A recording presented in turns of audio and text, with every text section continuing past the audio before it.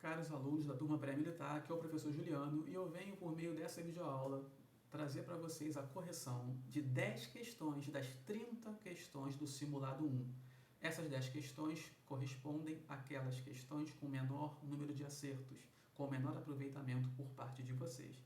Devo adiantar que a maior parte dessas questões é composta por questões de interpretação textual. E eu já chamo a atenção aqui, de cara, para um trabalho maior, para um exercício maior de interpretação, tá? Essas questões têm um valor alto e é necessário que vocês, ainda mais nesse período de quarentena, podendo organizar melhor o tempo de estudos, debrucem-se sobre esse tipo de questão, leitura e interpretação, tá? Então vamos lá. Primeira questão, uma questão da EFON 2019, cujo texto base é uma crônica chamada Passeio à Infância, crônica de Rubem Braga.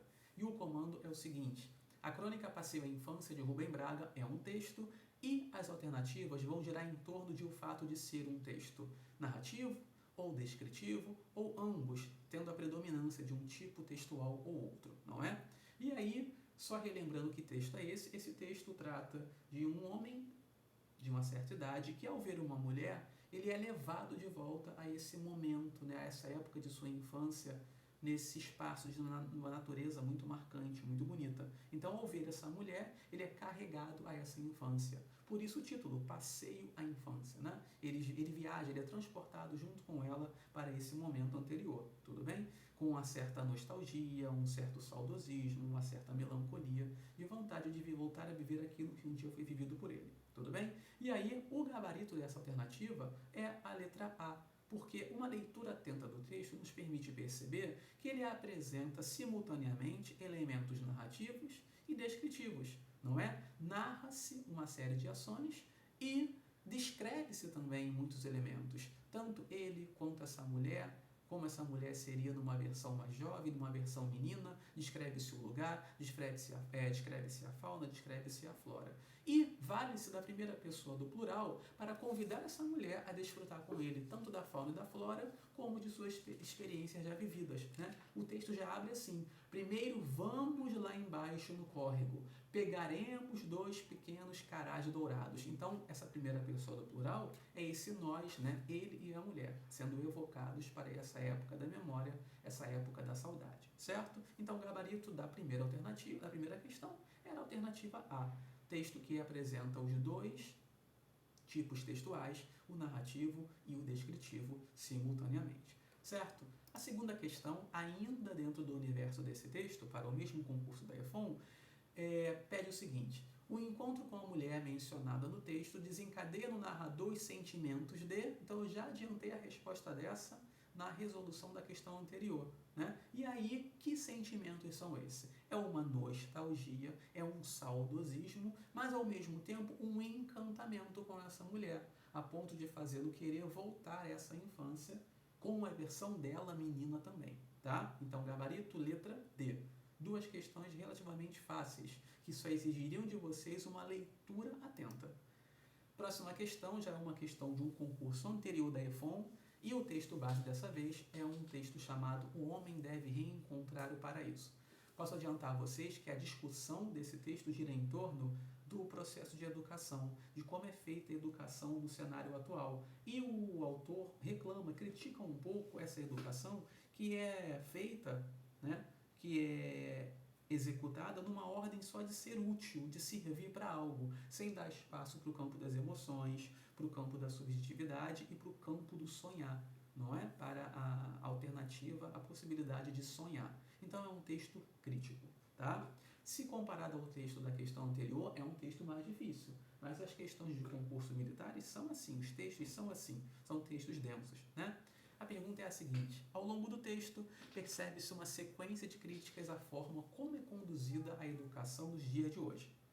Assinale o fragmento que mostra ao leitor uma concepção de educação como elemento estético, ou seja, o oposto de educação como algo útil, que sirva para alguma coisa, como algo prático. Dentre as 5 alternativas, 4 vão trazer essa discussão da educação como algo útil. Olha só a letra A. Em nossas escolas é isso que se ensina, a precisa ciência da navegação. Letra B. E assim ficam os homens comuns abandonados por aqueles que, por conhecerem mares e estrelas, lhes poderiam mostrar o rumo, não é? Então eles ficam abandonados só com o conhecimento. Letra C. É inútil ensinar a ciência da navegação a quem mora nas montanhas. Letra E. Infelizmente, a ciência, utilíssima, especialista em saber como as coisas funcionam, tudo ignora sobre o coração humano. Ou seja, A, B, C e E tratam a ciência como algo útil, não é? Já a letra D traz uma concepção de ciência como algo estético, como algo plástico, como algo poético. E aí fala-se num paraíso. Esse paraíso seria o objetivo, onde deveria chegar o professor e o aluno, não é? E o paraíso é jardim, é lugar de felicidade, prazeres e alegrias para os homens e as mulheres. E aí, ao tratar de felicidade, prazeres e alegrias, eu já entro nesse campo da subjetividade, no campo das emoções, e a educação já pode ser vista como algo estético e não somente algo prático ou algo útil. Logo, gabarito, letra D. Certo? Próxima questão, questão 10 do mesmo concurso, ainda trabalhando com o mesmo texto. A questão traz um fragmento que eu vou ler para vocês. C. Wright Mills usou esta metáfora para descrever a nossa civilização por meio de uma imagem plástica. Multiplicam-se os meios técnicos e científicos ao nosso dispor, que faz com que as mudanças sejam cada vez mais rápidas, mas não temos ideia alguma de para onde navegamos. Para onde? Pode-se afirmar que o fragmento acima está associado ao quê? E aí a resposta está na segunda linha do fragmento, não é? Multiplicam-se os meios técnicos e científicos ao nosso dispor, que faz com que as mudanças sejam cada vez mais rápidas. E nós podemos associar isso à questão do desenvolvimento tecnológico. Logo, resposta letra C. Próxima questão ainda para o mesmo concurso, o mesmo texto. O comando é o seguinte: no remate do texto, o autor insinua que as tecnologias de ensino com que tanto se preocupam os educadores devem ser o quê? Para isso, eu recupero o final desse texto, tá? E aí, o remate, lá no último parágrafo, é dito o seguinte: sugiro aos educadores que pensem menos nas tecnologias do ensino, psicologias e quinquilharias, e tratem de sonhar com seus alunos sonhos de um paraíso. Atenção, armadilha de questão de concurso militar, pegadinha de concurso. Essa preocupação com as tecnologias, ela deve ser o quê? Ignorada, idealizada, desprezada, relativizada ou glorificada? E aí a resposta é a letra D, porque atenção ao que é dito no parágrafo. Sugiro aos educadores que pensem menos nas tecnologias do ensino.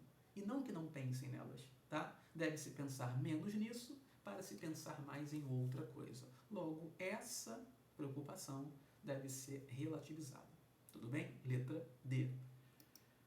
Próxima questão, já uma questão da EPICAR. O texto base é um poema de Drummond chamado Favelário Nacional. E o comando da questão diz o seguinte: para o eu lírico, a situação precária de vida dos moradores da favela é causada principalmente pelo o quê? Tá? Eu vou recuperar um trecho do poema em que é dito o seguinte: medo, não de tua lâmina, nem de teu revólver, nem de tua manha, nem de teu olhar. Medo de que se sintas como sou culpado e culpados somos de pouca ou nenhuma irmandade. Custa ser irmão, custa abandonar nossos privilégios e traçar a planta da justa igualdade. Somos desiguais e queremos ser sempre desiguais. Então, meus caros, fica claro aí que a culpa, a causa dessa situação precária, que separa tanto as condições de vida dos moradores da favela e em relação a quem não mora na favela, é o quê? Um descaso que os mais abastados têm em mudar a realidade social do país, tá? Tanto que isso vira um sentimento de culpa expresso pelo eu lírico do poema. Logo, letra C. É esse descaso que mantém essa separação, que mantém essa desigualdade. Tudo bem? Próxima questão, vamos a uma questão gramatical da SPSEX 2015. Nas palavras gratuito, vácuo, frear e minguam, respectivamente, preciso destacar que essa questão foi anulada no concurso, tá? Mas eu, Juliano, não concordo com a anulação e vou dizer para vocês por que não concordo com a anulação. Mas o primeiro passo é analisar palavra a palavra, né? Porque como a análise é respectiva, eu já posso eliminando alternativas a partir do momento que não bata com o que eu tenho no enunciado. Primeira palavra, gratuito, 3 sílabas. Sílaba do meio apresentando um ditongo, um encontro vocálico, não é? Gratuito, ou seja, eu tenho aí um U mais forte do que um I. Gratuito. Logo, se eu tenho forte e fraca, eu tenho vogal semivogal de tombo decrescente, o que me leva para as letras D e letra E. Já elimino A, B e C. Segunda palavra, a palavra vácuo, 2 sílabas. Primeiro acentuado, o que vai acontecer com o encontro da sílaba seguinte? Vai se manter junto, não é? Vácuo. Só que dessa vez eu tenho aí um cuo, um U fraco e um O forte, o que faz com que a posição desse encontro seja semivogal com vogal, logo um ditongo crescente. Tudo bem? Então, letra D e letra E continuam valendo. Terceira palavra, a palavra frear, 2 sílabas, separação do encontro vocálico, logo hiato. Letra D e letra E são iguais até essa palavra. O gabarito sairia agora, tá? E tem gabarito, por mais que a questão tenha sido anulada. Percebam só, palavra minguam, 2 sílabas. Olha para a segunda sílaba, U-A. Já tenho aí 2 consoantes, dois sons vocálicos, certo? Só que o que acontece com essa terminação an, final de sílaba, eu já sei que é um ditongo fonético, como se fosse ão. Minguam. Logo, se eu penso em esse AM como aotil, eu tenho junto com o U, que foi pronunciado anteriormente, um tritongo. Só que um tritongo formado por uma vogal U e um ditongo fonético. Logo, a resposta seria a letra D, tá? Mas, repito, a questão foi anulada. Mas provei para vocês que não haveria motivo para anulação, já que eu tenho uão, U-A-O-til. Tudo bem? Próxima questão, questão 20, mais uma questão gramatical. Marque a alternativa em que há palavras proparoxítonas. Alguns alunos me procuraram querendo, não concordando com o gabarito dessa questão. E para quem eu falei o seguinte: atenção à leitura do enunciado. Não foi dito em nenhum momento em que todas as palavras deveriam ou precisariam ser proparoxítonas. Marca a alternativa em que há palavras proparoxítonas, independente da quantidade. E a única alternativa em que eu tenho palavras proparoxítonas é a letra C, desconsiderando a última palavra, que é uma palavra paroxítona, não é? Dúvida, acento na antepenúltima.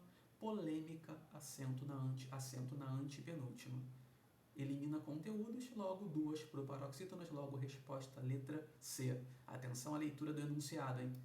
Próxima questão, questão 21. Dessa vez é um texto de João Cabral de Melo Neto, um texto clássico chamado Morte e Vida Severina. E aí há um fragmento do texto na prova que era o seguinte: Severino retirante deixa agora que lhe diga, eu não sei bem a resposta da pergunta que fazia, se não vale mais saltar fora da ponte e da vida. E não há melhor resposta que o espetáculo da vida, vê-la desfiar seu fio, que também se chama vida, ver a fábrica que ela mesma teimosamente se fabrica. E aí, dessa vez, pela própria disposição do texto em versos e por saber que é um texto teatral, um texto para ser representado, a resposta é letra E. É um texto dramático, ou seja, um texto escrito, produzido para ser encenado, que encena conflitos internos do ser humano, tá? Característica principal do gênero literário dramático. Letra E. A letra B também fala de uma peça teatral, para tentar induzir você ao erro, mas diz que é desprovido de lirismo e com linguagem rústica. Lirismo é de fato a poesia, né? É o encantamento, é o efeito poético. E eu não posso dizer que não há esse efeito no texto, tá? Por isso que a letra B não pode ser considerada. Resposta à letra E. Próxima questão, assinale a alternativa verdadeira. Última questão, né? Letra A. Nas palavras história, enquanto e tranquilo, encontramos ditongos crescentes. Primeiro passo, separação silábica, certo? História. Tenho aí o ditongo na última sílaba, IA. I fraca, A forte, ditongo crescente. Enquanto, encontro aí vocálico na segunda sílaba, quan. O fraco, A contínuo, lembra disso? A nasal, forte, de novo ditongo crescente. E terceira palavra, tranquilo. Mais uma vez, encontro na sílaba do meio, qui, o fraco e forte, direção crescente. Letra A, alternativa verdadeira. Vou desconsiderar as próximas. Letra B, é correta a separação silábica de baleia e excursão, só que olha a última palavra, transamazônica. Não, transamazônica. Esse S, né, vai para a sílaba seguinte, tá? Letra C, as palavras pseudônimo e fotografia têm respectivamente dígrafo e encontro consonantal. Eu até tenho encontro consonantal em fotografia, mas eu não tenho dígrafo nenhum em pseudônimo, tá? Letra D, as palavras enigma e sublingual são polissílabas. O que é uma palavra polissílaba? 4 ou mais sílabas, né? Enigma, 3. Sublingual, 3 sílabas. Logo, alternativa falsa. E letra E, as palavras chapeuzinho e cristamente são proparoxítonas. Não, até porque se fossem proparoxítonas deveriam obrigatoriamente estar acentuadas. Lembre-se que tio não é acento, né? Tio é um sinal de nasalidade. Logo, resposta letra A. Tudo bem? Bom, espero ter ajudado. O espaço agora para debater esse gabarito é os comentários aqui da sala de aula virtual e até a próxima gravação. Grande abraço.